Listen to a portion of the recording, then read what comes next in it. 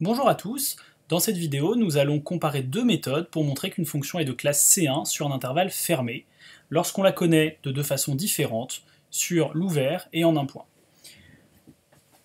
On cherche à prouver qu'une fonction est de classe C1 sur un intervalle fermé avec problème en A, alors donnons tout de suite un exemple. Si on prend la fonction f définie sur 0, 1 par f de t égale sinus t sur t si t est strictement positif, et f de t égale 1 si t égale 0.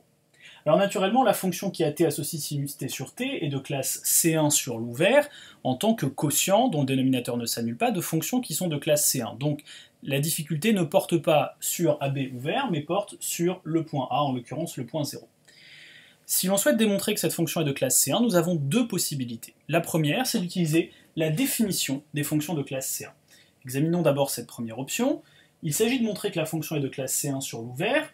Encore une fois, c'est assez facile ici. C'est un quotient de fonctions qui sont de classe C1 sur l'ouvert, pas de difficulté. Deuxième étape, vous devez montrer le caractère dérivable de la fonction au point A, c'est-à-dire calculer la limite du taux d'accroissement f de t moins f de a sur t moins a.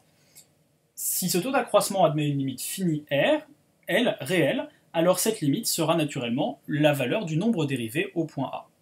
Troisième étape, vous devez vérifier la continuité de f', c'est-à-dire montrer que f' de t tend vers f' de a lorsque t tend vers a.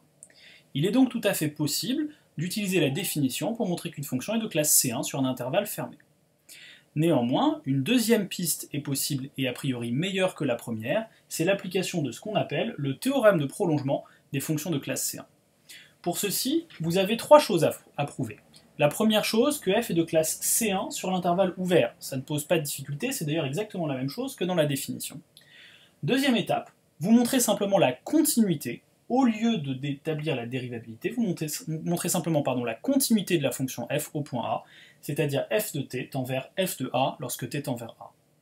Une fois que vous avez établi ça, vous établissez troisième chose, que f' de t tend vers f' de a, tend vers une limite finie lorsque t tend vers a. Cette limite finie sera alors le nombre dérivé. Si l'on compare les deux méthodes, dans les deux cas, il faudra montrer que la fonction est de classe C1. Dans les deux cas, il faudra faire le calcul de f' de t. Mais en appliquant le théorème de prolongement, on montre simplement la continuité de la fonction au point A. En utilisant la définition, on serait obligé d'établir la dérivabilité de la fonction au point A. Donc à retenir, si vous souhaitez démontrer le caractère de classe C1 d'une fonction sur un fermé, vous invoquerez presque toujours le théorème de prolongement des fonctions de classe C1, et vous préciserez que la fonction est de classe C1 sur l'ouvert, continue sur le fermé, et vérifie f' de t tend vers une certaine limite finie. Alors, d'après le théorème, cette limite, elle, sera égale à f' de a, et par construction, votre fonction sera de classe C1.